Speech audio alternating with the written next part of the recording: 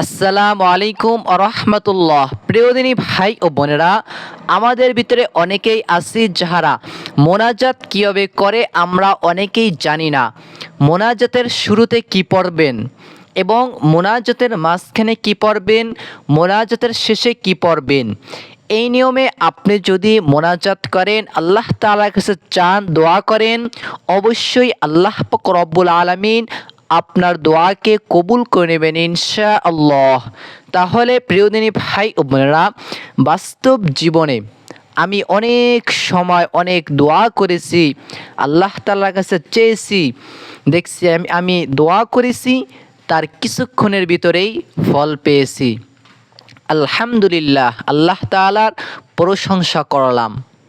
তাই আপনি যদি চান কীভাবে মোনাজাত করবেন, সেটা যদি শিখতে চান, ধৈর্য ধরে একটু কষ্ট হলেও দেখুন, শিখতে পারবেন ইনশাআল্লাহ। তাহলে প্রিয়দিনী ভাই ও বোনেরা, আপনাকে মনে রাখতে হবে আপনি মোনাজাতের শুরুতে কি পড়বেন। এটা কিন্তু খুবই গুরুত্বপূর্ণ সময় যে আপনি যখন একজন চেয়ারম্যান, মেম্বার, এমপির সামনে যখন যাবেন, প্রথমে গিয়েই কিন্তু আপনি আপনার উদ্দেশ্য, আশা বাসনাটাকে তাকে বলতে পারবেন না। আপনি যখনই মোনাজাত দিবেন, শুরুতে এই দোয়াগুলো অবশ্যই পড়বেন। এবং আপনাকে একটা জিনিস মনে রাখতে হবে, আবু দাউদ শরীফের হাদিস, যে ব্যক্তি মোনাজাত করবে, দোয়া করবে, সে ব্যক্তি যদি তাড়াহুড়ার সাথে দোয়া করে, মোনাজাত করে, তাহলে তার দোয়া কিন্তু কবুল হবে না।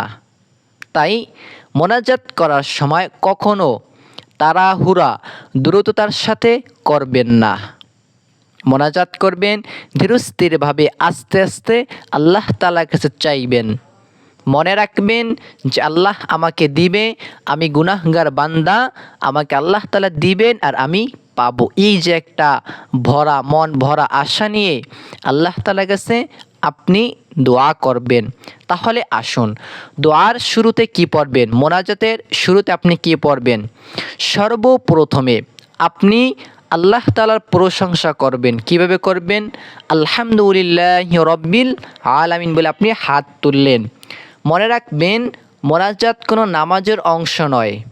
এই মোনাজাত আপনি ফরজ, গোসল যখন আপনার উপরে ফরজ হয়ে যাবে সেই অবস্থাতে করতে পারবেন, অসুস্থ অবস্থাতে করতে পারবেন, অজু ছাড়া করতে পারবেন, যে কোনো সময় আপনি চাইলে এই মোনাজাত করতে পারবেন, কোনো সমস্যা নেই ইনশাআল্লাহ।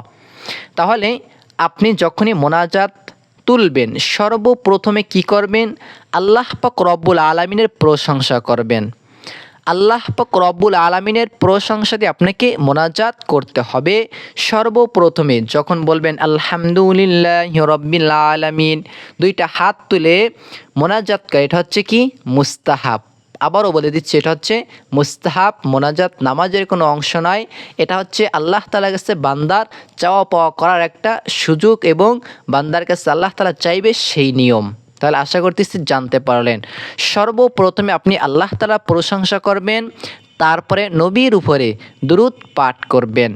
যেমন সাল্লাল্লাহু আলাইহি ওয়াসাল্লাম ছোট্ট দুরূদ, অথবা আল্লাহুম্মা সাল্লি আলা মুহাম্মাদিউ ওয়া আলা আলি মুহাম্মাদ কামা বারাকতা আলা ইব্রাহিমা ওয়া আলা আলি ইব্রাহিম ইন্নাকা হামিদুম মাজিদ। আল্লাহুম্মা বারিক আলা মুহাম্মাদিউ ওয়া আলা আলি মুহাম্মাদ কামা বারাকতা আলা ইব্রাহিমা ওয়া আলা আলি ইব্রাহিম ইন্নাকা হামিদুম মাজিদ। এই যে দুরূদ শরীফ আপনি কি করবেন? পাঠ করবেন। সর্বপ্রথমে আল্লাহ তাআলার প্রশংসা, তারপর নবীর উপরে দুরূদ পাঠ করবেন। এরপরে আপনি আল্লাহ তাআলার প্রশংসা তো আপনি করলেন, আরও করবেন, ওগো আল্লাহ, তোমার নাম হচ্ছে রহমান, আমি তো গুনাহগার, আমার গুনার দিকে তুমি না তাকাইয়া, ওগো দয়াময় আল্লাহ, এমন এমন গুনাহ করেছি যে গুনার কারণে যদি মানুষ জানতে পারতো সেই গুনাহগুলো, তাহলে আমাকে ঘর থেকে বের করে দিত, সমাজ থেকে আমাকে ত্যাগ করে দিত, বের করে দিত। ওগো দয়াময় আল্লাহ, এই গুনাহগুলো যখন তুমি আমাদের এই গুনাহগুলো যখন গোপন করে রেখেছো মালিক, তুমি আমার গুনার দিকে না তাকাইয়া তোমার রহমতের দিকে তাকাইয়া তুমি আমাকে মাফ করে দাও। এইভাবে করে আপনি ওসিলা দিবেন যে ওগো আল্লাহ, নামাজ আদায় করেছি, নামাজের উসিলা তুমি আমাকে মাফ করে দাও। ওগো আল্লাহ, তোমার নবী মুহাম্মাদুর রাসূলুল্লাহ সাল্লাল্লাহু আলাইহি ওয়াসাল্লামের উসিলায় এই দোয়া মোনাজাতকে কবুল করে নাও। তার উসিলায় আমাদের গুনাহকে মাফ করে দাও। তার উসিলায় তুমি আমাকে সন্তান দান করো। তার উসিলায় তুমি আমাদের অভাব অনটনকে দূর করে দাও। তার উসিলায় আল্লাহ, তুমি আমাদের সংসারে পরিবারের ভিতরে তুমি সুখ শান্তি দান করিয়ে দাও।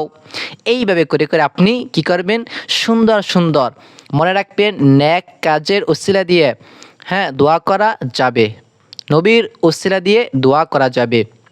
এভাবেও বলতে পারেন, আল্লাহ তুমি তো শ্রেষ্ঠ উম্মাত হিসেবে আমাদেরকে বানিয়েছো, এই উসিলা তুমি দোয়া কবুল করো, তোমার কোরআনের উসিলা দোয়া কবুল করো। আল্লাহ তোমার উসিলায়, তুমি তো রহমান দয়ালু, তুমি তো পবিত্র, তোমার উসিলায় হলেও তুমি দোয়া কবুল করো।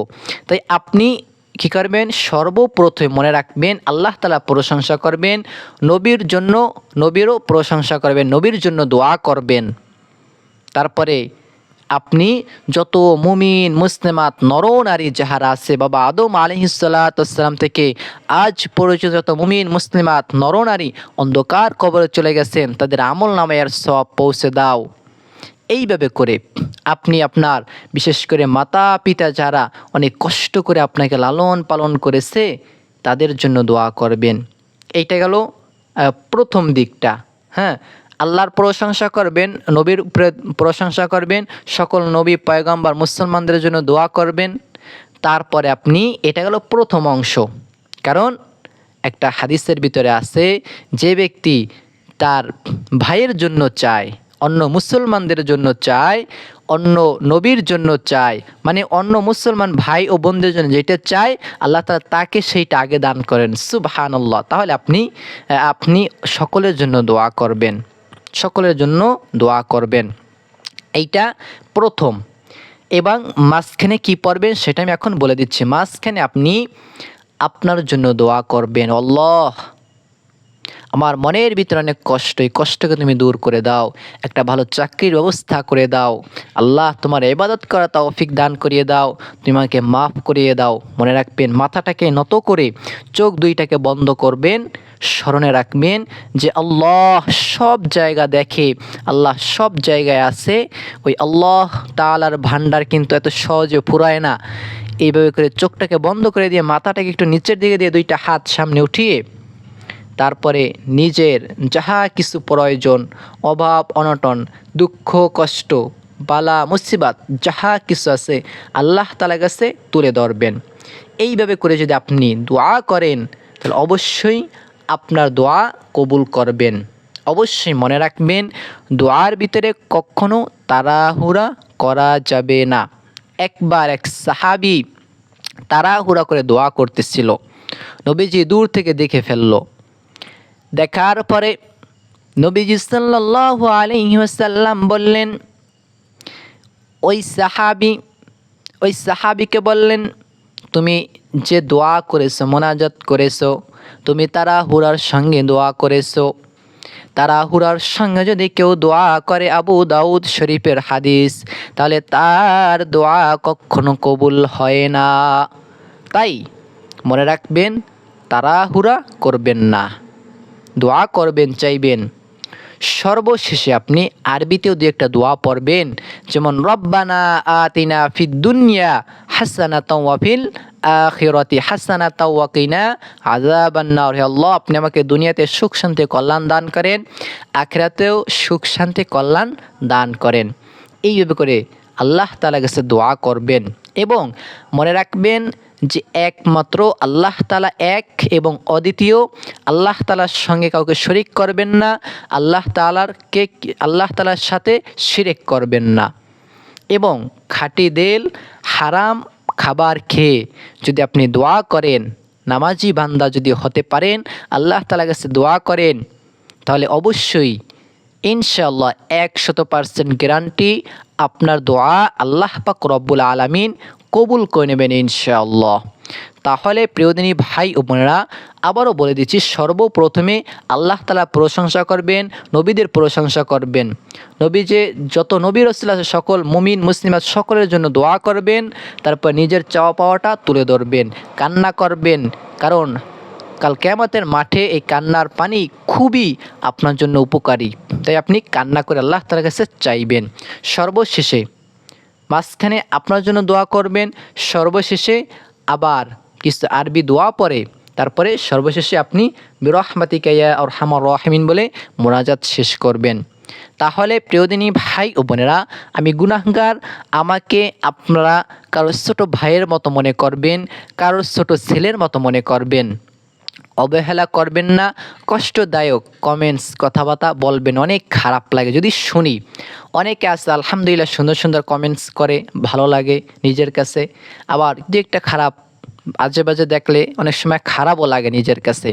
তাই আপনার কাউকে কষ্ট দিবেন না, আমিও যেন আমার দ্বারা যেন কেউ কষ্ট না পায়, আমার জন্য দোয়া করবেন।